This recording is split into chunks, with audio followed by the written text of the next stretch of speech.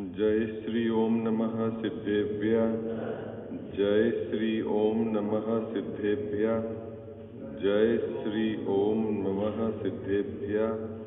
ओंकार बिंदु संयुक्तम नित्यं ध्यायन्ति योगिनः कामदं मोक्षदं चैव ओंकाराय नमो नमः। अविरल शब्द घनोग प्रक्षालित सकल भूतलमल कलंका मुनि भी निरूपासित तीर्था सरस्वती हर्तु नो दुरितान अज्ञान तिमिरा अंधानाम ज्ञाना अंजन सलाकया चक्षुर्ण मिलितम येन तस्मै श्री गुरुवे नमः। श्री परम गुरुवे नमः। परंपराचार्य गुरुवे नमः। सकल कलुष विध्वंसकम श्रेयसाम परिवर्धकम धर्म संबंधकम भव्य जीव मन प्रतिबोध कारकम पुण्य प्रकाशकम पाप प्रणाशमिति इदम शास्त्रम श्री मोक्ष मार्ग प्रकाशक नाम ध्येय अस्य मूल ग्रंथ करता रह श्री सर्वज्ञ देवा तद उत्तर ग्रंथ करता रह श्री गंधर देवा प्रति गंधर देवा तेसाम वचना सामाद्य आचार्य कल्प पंडित टोडरमल जी द्वारा विरचित श्रोता रह सावधान तया शृण्वन्तु। मंगलम भगवान वीरो मंगलम गौतमोगणी मंगलम कुंद कुंदाद्यो जैन धर्मोस्तु मंगलम सर्व मंगल मांगल्यम सर्व कल्याण कारकम प्रधानम सर्वधर्माणां जैनम जयतु शासनम जैनम जयतु शासनम जैनम जयतु शासनम। नमः श्री समयसाराय स्वानुभूत्या सकाशते चित्त स्वभावाय भावाय सर्वभावांतरे छिदे मिथ्या भाव अभाव ते जो प्रगटे निज भाव सो जयवंत रहो सदा यही मोक्ष उपाय यही मोक्ष उपाय। सर्वज्ञ शासन जयवंत वर्ते निर्ग्रंथ शासन जयवंत वर्ते। हे यही भाव विच्छिन्न मन में रहता है सर्वज्ञ शासन जयवंत वर्ते निर्ग्रंथ शासन जयवंत वर्ते। जय बोलो देव शास्त्र गुरु की। मोक्ष मार्ग प्रकाशक ग्रंथ विराजमान है। प्रकरण अपना चल रहा है नवीन कर्म का बंध इस जीव को कैसे होता है। 8 कर्मों के उदय क्षयोपशम रूप जीव की अवस्था का वर्णन करते हुए टोडरमल जी साहब इस प्रकरण में यहाँ ये सिद्ध करेंगे कि इसको असल में किस कारण से नवीन कर्म का बंध होता है। अभी तक अपन घातिया कर्म का प्रकरण पढ़ चुके हैं, अच्छे से समझ चुके हैं कि 4 प्रकार के घातिया कर्म में से 3 प्रकार के घातिया कर्म का यदि उदय होता है तो क्या होता है और उनका क्षयोपशम होता है तो क्या होता है, और उदय के कारण जो अवस्था जीव की होती है उससे भी कर्म का बंध नहीं होता, और क्षयोपशम के कारण जीव की जो अवस्था होती है उससे भी कर्म का बंध नहीं। इतनी बात तो अपन ने भली भांति समझ ली है ना। ये बात बराबर सबके चित्त में है ना कि ज्ञानावरण कर्म के उदय से जो औदैहिक अज्ञान वर्तमान में जो ज्ञान मेरे है ही नहीं उससे भी कर्म का बंध नहीं होता। क्यों नहीं होता कि जो है ही नहीं वह कैसे कर्म का बंध करेगा। टोडरमल साहब ने एक सुंदर बात कही। और दूसरा औदैहिक ज्ञान के बाद क्या है, छायोपशमिक ज्ञान। छायोपशमिक ज्ञान क्या, मति ज्ञान और श्रुत ज्ञान, उससे कर्म का बंध क्यों नहीं होता। हाँ क्या, अपने मेरे स्वभाव का अंश है ना। जो ज्ञान दर्शन और वीर्य छायोपशमिक प्रगट है वो क्या है, वो मेरे स्वभाव का अंश है। ठीक है, ये बात बराबर याद रखना पक्का। ठीक है, वह कर्म जनित औपाधिक भाव नहीं। क्या इतनी बात समझ में आ गई आपको? क्या अजीत भैया, जो ज्ञान दर्शन अभी प्रकट है वो क्या है? मेरे स्वभाव का अंश है। ठीक है, कर्म जनित औपाधिक भाव नहीं। तो फिर कर्म औपाधिक भाव किसको कहते हैं? जो जीव का स्वभाव नहीं है ऐसे भाव को औपाधिक भाव कहते हैं। ठीक है, अब फिर टोडरमल्ली साहब ने शब्द क्यों लिया कर्म जनित? क्या वो कर्म इस भाव को पैदा करता है? कर्म ही उस भाव रूप परिणमित होता है? तो टोडरमल्ली साहब ने यहाँ कहा है कि ये जब उसकी उपस्थिति होती है तो ये भाव इसकी पर्याय में देखा जाता है, और जब ये नहीं रहता है तो ये भाव नहीं देखा जाता है। इसका मतलब है कि ये भाव को पैदा करने वाला जीव का स्वभाव नहीं है। देखो, दो बात समझना, ज्ञान दर्शन और वीर्य जो प्रकट है आंशिक रूप से पर्याय में, वहां टोडरमल्ली साहब ने लिखा है कि वह मेघ जनित नहीं। क्या लिखा है? वो मेघ पटल जनित नहीं, मतलब वो बादल ने पैदा नहीं किया है। किसको? ज्ञान को, दर्शन को, और जो वीर्य पर्याय में प्रकट है उसको किसने? कर्म के क्षयोपशम ने पैदा नहीं किया है। तो वो कहां से? तो बोले वो तो जीव के स्वभाव का अंश है। लेकिन क्रोध, मान, माया, लोभ ये जीव के स्वभाव का अंश नहीं है। तो ये कर्म जनित भाव है। दो जगह देखना बाबूजी, इतने सारे अभी घात्या कर्म की चर्चा चल रही है। 3 कर्म के क्षयोपशम से जो भाव आंशिक रूप से प्रकट है पर्याय में, वो क्या कहा? वह स्वभाव का अंश है। क्या कहा? स्वभाव का अंश है ना, मेरे स्वभाव का अंश है। और जो औदैहिक भाव है, क्रोध, मान, माया, लोभ, पाप, पुण्य, ये जीव के स्वभाव का अंश नहीं। इसको क्या यह नाम क्या दिया? कर्म जनित औपाधिक भाव। क्या कहा? कर्म जनित औपाधिक भाव है। और कल अपन ने अच्छे से समझा था कि एक जगह तो टोडरमल्ली साहब कह रहे हैं कि मेघ पटल जनित नहीं, और एक जगह के भाव को कह रहे हैं कि ये तो कर्म जनित है।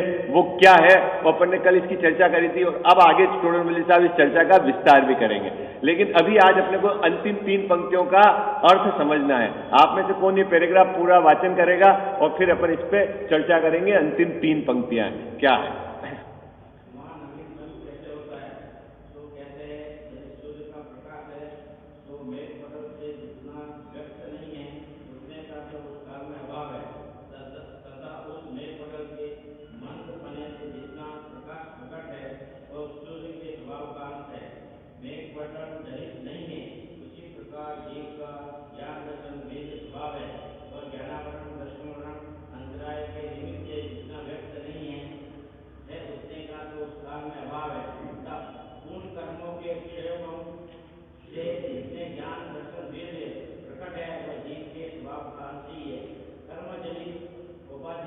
नहीं है। बस ये यहां तक सबको समझ में आ गई बात। ये पूरी बात सबको समझ में आ गई ना? यहां तक अपन इतने 4 दिन से यही चर्चा कर रहे थे।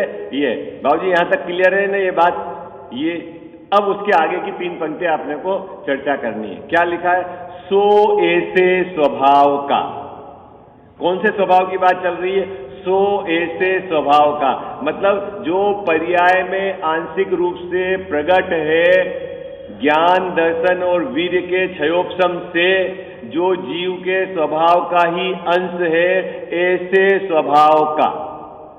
बात पकड़ में आ रही है आपको? क्या कह रहे हैं? सो ऐसे स्वभाव के अंश का। अभी जो हमारा ज्ञान है ना, अभी जो हमारा दर्शन है ना, पर्याय में जो प्रकट है, व्यक्त है, ठीक है, वह ऐसे स्वभाव के अंश का अनादि से लेकर, अब फिर एक बात और अनादि की आ गई। अभी तक कितनी बात अनादि की हो गई? 4 तो पहले अनादि की हो गई। क्या बाबूजी 4 बात क्या हो गई अनादि की? कि जीव अनादि से है, ठीक है, फिर इसको कर्म का बंध भी अनादि से है, और कर्म के कारण, कर्म के निमित्त के कारण इसके स्वभाव का घात भी अनादि से ही हुआ है, और अनादि से ही इसमें केवल ज्ञान रूप परिणमित होने की शक्ति पाई जाती है। और अनादि से ही इसकी पर्याय में ज्ञान दर्शन की व्यक्तता है। क्या बात हो गई? अब 4 से हो गए 5। क्या हो गया? अरे कुछ बात समझ में आई नहीं आई? यहाँ को कौन बोल देगा ये 5 बातें? अनादि की कौन सी 5 बातें हैं? अब कौन बताएगा आप में से जो मैंने अभी बोली है? ठीक है, अब इसमें से अपने को क्या क्या समझना है? देखो, समझना तो सभी है, लेकिन वो बहुत सुंदर बात यहाँ टोडरमल जी साहब ने कही है, उस पर अपने को विचार करना है। पहले तो आप में से कौन 5 अनादि बताएगा? बोलो जल्दी जल्दी, कि ग्रुप में बताओगे आप? एक नहीं बता। हाँ, मैं अनादि से हूं, या जीव अनादि सी जगह मैं कब से हूं बाबूजी इस जगत में? अनादि से हूं। ठीक। दूसरे नंबर, मुझको कर्म का बंध भी कब से है? अनादि से।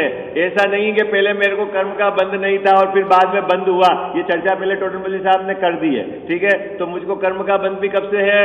अनादि से। ठीक है, और कर्म के उदय के कारण मेरे स्वभाव का घात वो कब से हुआ है? वो भी अनादि से हुआ है। और अनादि से ही मेरे में एक शक्ति पाई जाए कि यदि कर्म के निमित्त नहीं होए तो मैं केवल ज्ञान रूप परिणमित हूं, वो भी शक्ति कब से है मुझ में? अनादि से ही है। और एक और अनादि है, 5वां अनादि है कि अनादि से ही मेरी पर्याय में ज्ञान दर्शन के अंश का प्रगटपना पाया जाता है। एक समय भी इस जगत में कोई भी गति, कोई भी योनि में मैं गया हूं, लेकिन ऐसा नहीं है कि मेरे पर्याय में ज्ञान दर्शन की व्यक्तता नहीं है। और जो व्यक्त ज्ञान दर्शन है वो मेरे स्वभाव का ही अंश है, कर्म जनित औपाधिक भाव नहीं। ये क्या कहना चाह रहे हैं टोडरमल साहब? क्या क्या बात बतलाना चाह रहे हैं?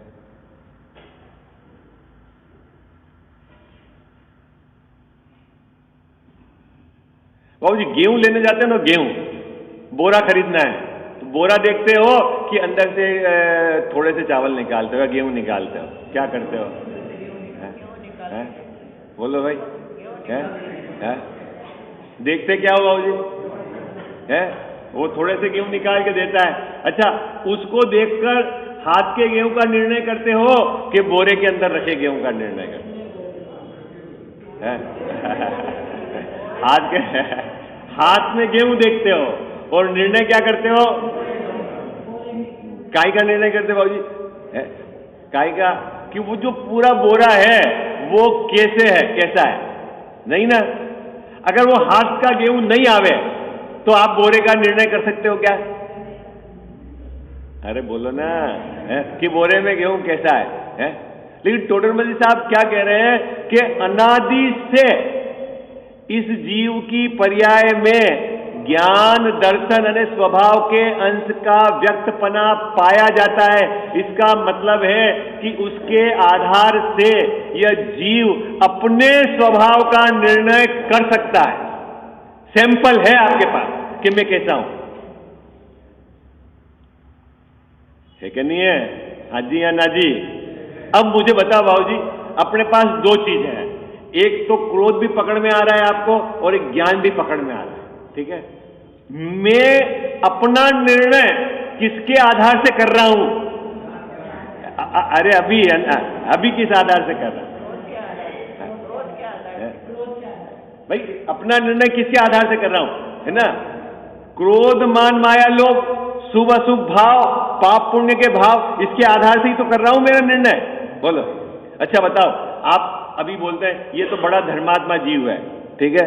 आप कैसे बोलते हो धर्मात्मा? कि मंद कसाय वाला है, भद्र परिणामी है ना? भद्र परिणाम। तो ये मंद कसाय का परिणाम कहां, किसका अंश है? मंद कसाय का परिणाम किसका अंश है बाबूजी? स्वभाव का अंश है क्या? ना ना ना, ये तो ये कर्मजनित भाव है, वो कर्मजनित भाव है, वो स्वभाव का अंश नहीं है। उसको पकड़कर आप मैं करते हो, वो समझ लेना आपके बंध का कारण है। बस इतनी सी तो कहानी है। इतनी सी तो कहानी है? किसको पकड़ के बैठे हैं बाबूजी अपन? देखो यहाँ अपन ने पिक्चर क्लियर करी थी ना कि 3 चीजें यहां पर आपकी स्वभाव के अंश की व्यक्त है। पर्याय में व्यक्त है हाजिर, अभी वर्तमान में हाजिर हुजूर, अभी आपका एक ज्ञान वो स्वभाव का ही अंश है, चाहे वो मतिश्रुत ज्ञान भले ही है लेकिन वो स्वभाव का ही अंश है। वो जो सैंपल आया है ज्ञान का, वो मेघ पटल के मंदपने के कारण भले ही वो आया है लेकिन वो मेघ जनित नहीं है, मेघ पटल जनित नहीं है, वो मेरे स्वभाव का ही अंश है। इसका मतलब है कि ऐसा मैं हूं। कैसा मैं हूं? वो जो ज्ञान मेरा है ना अभी प्रकट, ऐसा मैं हूं, इतना मैं हूं जो क्षयोपम ज्ञान, ऐसा नहीं, वो जो ज्ञान प्रकट है ऐसा मैं हूं। बात पकड़ में आई ना? इसका निर्णय करना तो वो जो प्रकट ज्ञान से है। और अपन निर्णय क्या करते हैं, किसके आधार से? किसके आधार से मैं अपना निर्णय करता हूं? अनादि से।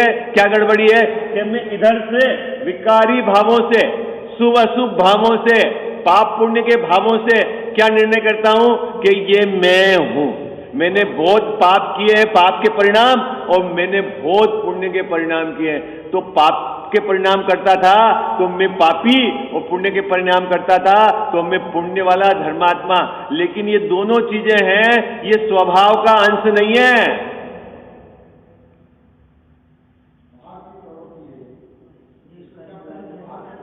नहीं, इसको पकड़कर ऐसा मैं नहीं हूं निर्णय करना। टोडरमल जी साहब यहां कह रहे हैं कि तेरे ज्ञान दर्शन की व्यक्तता है, और कब से व्यक्तता है तेरे को?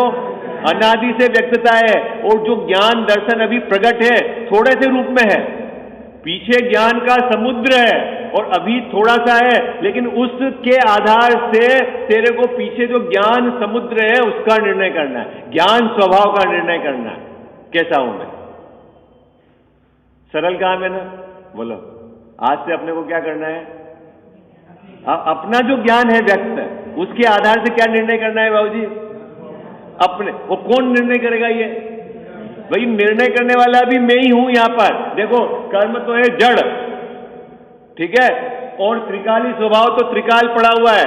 निर्णय क्या करेगा? एक समय की ज्ञान की पर्याय निर्णय करेगी, है ना? जो व्यक्त ज्ञान है, मतिश्रुत ज्ञान, वो व्यक्त ज्ञान है, वही निर्णय करेगा, क्योंकि यही काम कर रहा है निर्णय। ये अभी तक क्या गलत निर्णय कर रहा था कि ये जो है ना विकारी भाव, ये मैं हूं, संयोग है ये जो मैं हूं, शरीर है तो ये मैं हूं। इसको एक बार इसमें निर्णय में लेना है कि ये मैं नहीं, ये जो ज्ञान, जो प्रकट ज्ञान है, इसके आधार से ये जो स्वभाव है, ज्ञान स्वभाव, ये मैं हूं, ऐसा निर्णय करना।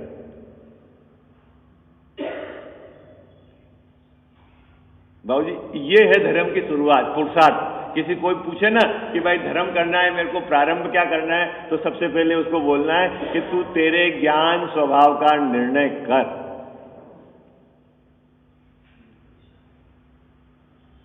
साहब पूछे कैसे निर्णय करूं? तेरी जो पर्याय में ज्ञान प्रकट है ना, ये तेरे स्वभाव का ही अंश है। ये थोड़ा सा है और पीछे क्या है? लबालब है। कौन निर्णय करेगा? जो प्रकट है वो ही निर्णय करेगा, जो पीछे वाला तो कुछ नहीं करेगा। वो तो है कैसा है? निष्क्रिय। ये तो निष्क्रिय बाबूजी, इसमें कछु परिणमन नहीं। परिणमन तो पर्याय में हो रहा है। तो ये जो परिणमन, जो मति श्रुति ज्ञान है, आंशिक रूप से जो प्रकट है, वो क्या करे? वो निर्णय करे। क्या निर्णय करे? किसके आधार से निर्णय करे? कि ये जो ज्ञान ज्ञान ज्ञान ज्ञान ज्ञान आ रहा है, ये तो मैं हूं, और ये क्रोध, मान, माया, लोभ, शुभ अशुभ के भाव, ये न तो मेरे हैं और न यहां मेरा कुछ है। और इसको पकड़कर मैं अपने स्वभाव तक नहीं पहुंच पाऊंगा। क्यों बाबूजी? देखो कैसे स्वभाव तक। ये पतंग है ना, पतंग, ये डोर है, इस डोर को पकड़कर आप पहुंच जाओगे कहां तक? कहां तक है? तो पहुंच जाओगे ना अपने स्वभाव तक, ठीक है। अब यहां इस क्रोध को, विकारी भाव को, पाप पुण्य को पकड़ के ये कहां जाएगा? स्वभाव तक जा रहा है क्या? कहां तक जा रहा है? ये तो ये। तो फिर इसको पकड़ने से क्या काम हो जाने वाला है आपका? वो जो काम होगा वो तो आपको पता है। किसको पकड़ के बैठे हैं अपन बाबूजी? अरे बोलो ना, सब बोलो, किसको पकड़ के बैठे हैं अपन? है अपने विकारी भावों को।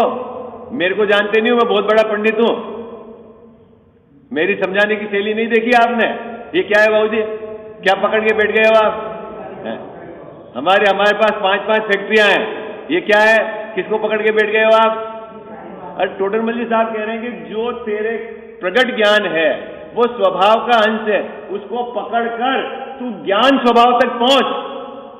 और इस पर्याय में जो प्रगट ज्ञान के अंश का कभी भी नाश नहीं होता।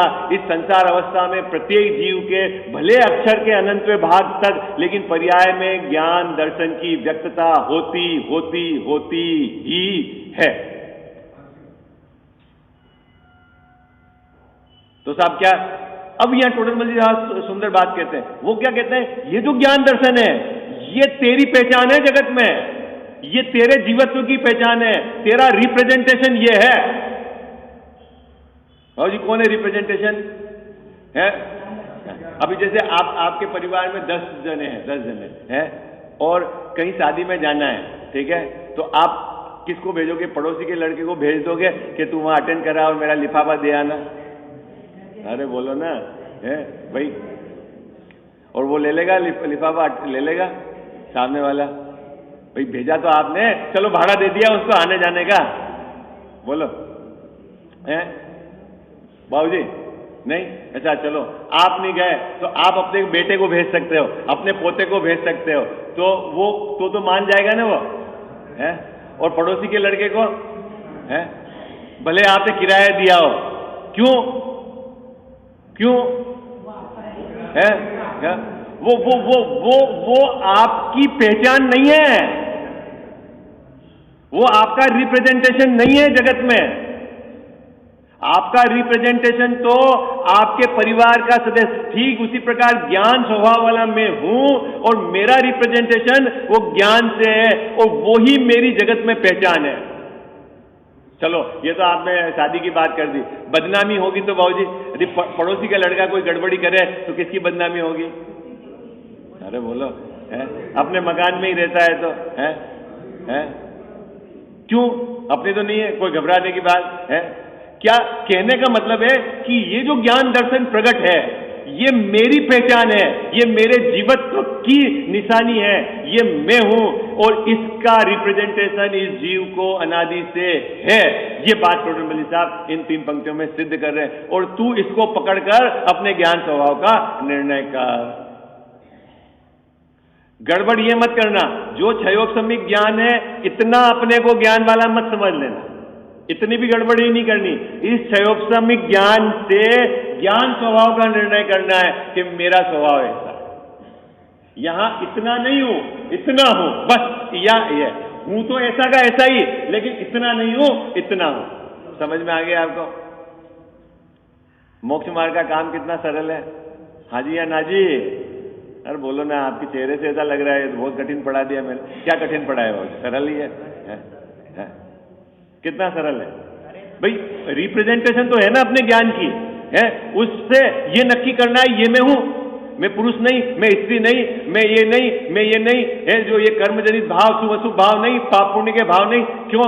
ये तो मेरे है ही नहीं। जहां से मेरा ये स्वभाव का अंश निकल के आ रहा है इसको पकड़कर स्वभाव तक जाना है और ये मैं हूं, इसका निर्णय करना है। तो अपन ने क्या मान रखा है बोलो? अभी अनादि से अपन ने क्या मान रखा है? अनादि की जाने दो, वो याद ही नहीं। इस भाव में क्या मान रखा है?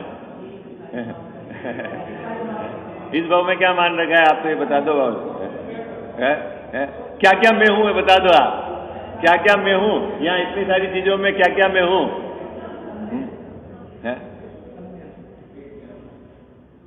टोडरमल साहब कह रहे भाई तू असल में जो है उसके आधार से तेरी पहचान कर। ये जो ज्ञान स्वभाव है यही तेरे जीवत्व की निशानी है, यही तू है, ये तेरा रिप्रेजेंटेशन है। ये इस 3 पंक्तियों में बता रहे हैं। देखो अपन पढ़ते हैं, अब आपको भाव क्लियर होगा। सो ऐसे स्वभाव के अंश का, सुशील भैया कौन से स्वभाव के अंश का? ये जो पर्याय में प्रगट स्वभाव है ना, क्षयोपशमिक ज्ञान, ऐसे स्वभाव के अंश का अनादि से लेकर कभी अभाव नहीं होता। त्रिकाल स्वभाव तो कायम है ही, लेकिन पर्याय में जो आंशिक व्यक्तता है उसका भी अनादि से अभाव नहीं होता, यह बतलाना है यहां पर। इस ही के द्वारा, किसके द्वारा बाबूजी? अगर मान लो हमारे पर्याय में ज्ञान प्रकट नहीं होवे, व्यक्त नहीं होवे, और स्वभाव भले ही ज्ञान वाला होवे, ऐसी स्थिति हो जाए तो अपन कैसे पहचान करेंगे कि मैं ज्ञान स्वभाव वाला हूं? है भाई, आपको कहते गेहूं बहुत बढ़िया है, बहुत बढ़िया है, आप कहो सैंपल तो सैंपल नहीं है, बहुत बढ़िया है, आप क्या आइडिया लगाओगे बढ़िया का? है? क्या आइडिया लगाओगे आप बढ़िया का? वो सैंपल हो तो लगा सकते हैं ना, कैसे है गेहूं? है तो अपने पास सैंपल है कि नहीं है? उसके आधार से क्या लगाना है अपने को निर्णय? मेरा स्वभाव ऐसा है। और सैंपल कहां देखना है? कर्मजनित औपाधिक भाव को नहीं देखना है, वो तो मेरा स्वभाव का अंश ही नहीं है। जो मेरे स्वभाव का अंश है उसके आधार से उतना निर्णय नहीं करना, क्या होगा बोरे में गेहूं उसकी अपने को निर्णय करनी है, बस इतना सा तो काम है, सरल सा काम। और जगत में अपन करते हैं कि नहीं बाबूजी? कितने एक्सपर्ट है? चावल लाते हो पूरा कितना, 2 क्विंटल, ट्राई कितने का करते हो आप? अरे बोलो, मुट्ठी भर चावल से ही ट्राई करते हो ना घर में बनाने का, और निर्णय क्या करते हो कि मुट्ठी के चावल बढ़िया है? अरे बोलो ना, है निर्णय क्या करते हो अपन? पूरे चावल बढ़िया है, कौन से? वो बोरे में है वो पूरे। ठीक इसी प्रकार ये जो ज्ञान प्रकट है उसके आधार से अपने को अपने ज्ञान स्वभाव का निर्णय करना है। ये लिखा टोटल में, इसी के द्वारा, किसी के द्वारा, इसी जो अभी पर्याय में व्यक्त है उसी के द्वारा इसके जीवत्व पने का निश्चय किया जाता है कि ये कोई जानने देखने वाली वस्तु है। ओहो, मैं कौन हूं?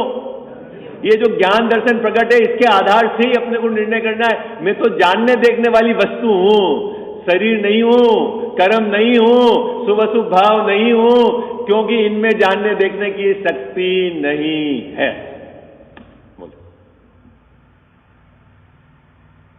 नक्की लॉक कर लो आप, लॉक हो गया ना? ये पक्का हो गया?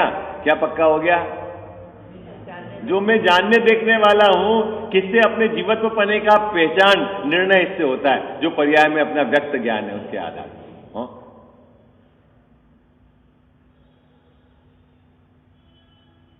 यहां लिखा है वही आत्मा है, और अपने को क्या करना है? वही मैं हूं। ठीक है बाबूजी, मैं कहां हूं? अब ये क्षयोक्षमिक ज्ञान, ये औदैहिक भाव और ये ज्ञान स्वभाव, ठीक है? तो निर्णय तो यहां होगा, ठीक है? ये निर्णय करेगा मैं ये हूं, ये निर्णय करेगा ये मैं हूं, ऐसे तो गलत हो जाएगा। ये निर्णय करेगा ये मैं हूं तो गलत हो जाएगा। ये निर्णय करेगा मैं ये हूं। क्या दिक्कत आ रही है? यहां तो फटाफट सबने गर्दन हिला दी, तो वहां क्या दिक्कत आ रही है? भाई वहां क्या दिक्कत आ रही है? इसी का अभ्यास करना भाई। हो असल में मोक्ष मार्ग का प्रारंभ ही अपने ज्ञान स्वभाव के निर्णय से, उसका सम्यक पुरुषार्थ करने से। विचार करो, बारंबार विचार करो, ये शुभ अशुभ भाव, ये औदैहिक भाव है, कर्म और मेरा स्वभाव और ये स्वभाव का अंश, ये सब की बात आपको बराबर क्लियर होनी चाहिए। अब चलें आगे। अब उसके आगे टोडरमल साहब ने क्रोध के संबंध में बात बताई है, उसकी भी अपन चर्चा करेंगे। पहले इस पैराग्राफ के बीच के अंदर बताया कि ये जो भाव है ये मेरे निज भाव नहीं है, और ये मेरे जो भाव है निज भाव का अंश है, ये बताएंगे, जिसकी अपन ने चर्चा पहले खूब घोट ली। देखो पढ़ता हूं मैं पैराग्राफ। तथा इस स्वभाव से नवीन कर्म का बंध नहीं होता। किस स्वभाव से नवीन कर्म का बंध नहीं होता बाबूजी?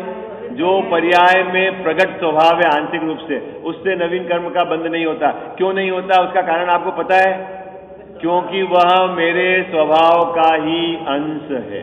ठीक है, चलो आगे। क्योंकि निज स्वभाव ही बंध का कारण हो तो बंध का छूटना कैसे हो? प्रश्न खड़ा करा है शिष्य को समझाते हुए कि अगर अपना स्वभाव ही बंध का कारण हो तो फिर जीव बंध से कैसे छूटे? और बंध से छूटना एकमात्र इसके लिए परम हित है। तथा उन कर्मों के उदय से, किन कर्मों की बात चल रही है बाबूजी यहां पर? उनमें ज्ञानावरण, दर्शनावरण और अंतराय, ठीक है, उनके उदय से जितने ज्ञान दर्शन वीर्य अभाव रूप है उससे भी बंध नहीं होता। क्यों नहीं होता? क्योंकि स्वयं ही का अभाव होने पर अन्य को कारण कैसे हो? स्वयं तो है ही नहीं और अन्य का, अपन बोले जो आदमी है ही नहीं उसने इसका मर्डर कर दिया, मरा हुआ किसको मार सकता है ही नहीं, तो उसकी जिसकी सत्ता ही नहीं है वो कैसे नवीन कर्म का बंध कर सकता है? तो उससे भी कर्म बंध नहीं हो। तीसरे, इसीलिए ज्ञानावरण दर्शनावरण अंतराय के निमित्त से उत्पन्न भाव नवीन कर्म के बंध का कारण नहीं है। देखो, मतलब उदय से भी नवीन बंध नहीं होता और क्षयोपशम से भी नवीन बंध नहीं होता। किसके? ज्ञानावरण दर्शनावरण। बाबूजी 8 कर्म चल रहे हैं अपने पिक्चर में, 3 से तो अपन ने 3 कर्म की तो हिस्ट्री समाप्त कर दी टोटल में। जैसा क्या? ज्ञानावर्णी दर्शनावर्णी और अंतराय, इसके उदय से और इसके क्षयोपशम से नवीन कर्म का बंध नहीं। ठीक है, अब बच्चे 4 अघात्या कर्म, तो उससे वो तो बेचारे क्या करें, वो तो बाहर की सामग्री मिलाते हैं, उनमें क्या दम है, और निमित्त भी पड़ते हैं तो बाहर की सामग्री में, तो उससे भी नवीन, वो तो आपको पहले गले में उतर जाएगी बात, तो उसमें क्या दम है। ठीक है, तो फिर बचा कौन? तो अब वो एक बच्चा, उसकी अभी चर्चा में पैराग्राफ पढ़ता हूं, कल अपन इसका विस्तार करेंगे। इसके अंदर बहुत मर्म की बात टोडरमल जी साहब ने कही है और ये पिक्चर आपको समझनी है, क्योंकि यहाँ कर्ता कर्म भी बताया है, एक प्रदेश का संबंध भी बताया है, और जीव का स्वभाव भाव नहीं है ये भी बताया है, ये सब बताया है। इसलिए अपने को बराबर इसको समझना है, नहीं तो क्या घिसड़ फिसड़ नहीं करना। इसलिए पैराग्राफ में पढ़ता हूं, कल आप अभ्यास करके आना घर से कि यहाँ क्या क्या कहना चाह रहे हैं टोटल मुझे साहब। देखो, तथा मोहनी कर्म के द्वारा जीव को यह अयथार्थ श्रद्धान रूप तो मिथ्यात्व भाव होता है, तथा क्रोध मान माया लोभादिक कसाय होते हैं। वे यद्यपि जीव के अस्तित्वमय हैं, जीव से भिन्न नहीं है, जीव ही उनका कर्ता है, जीव के परिणमन रूप ही वे कार्य हैं, तथापि उनका होना मोह कर्म के निमित्त से ही है।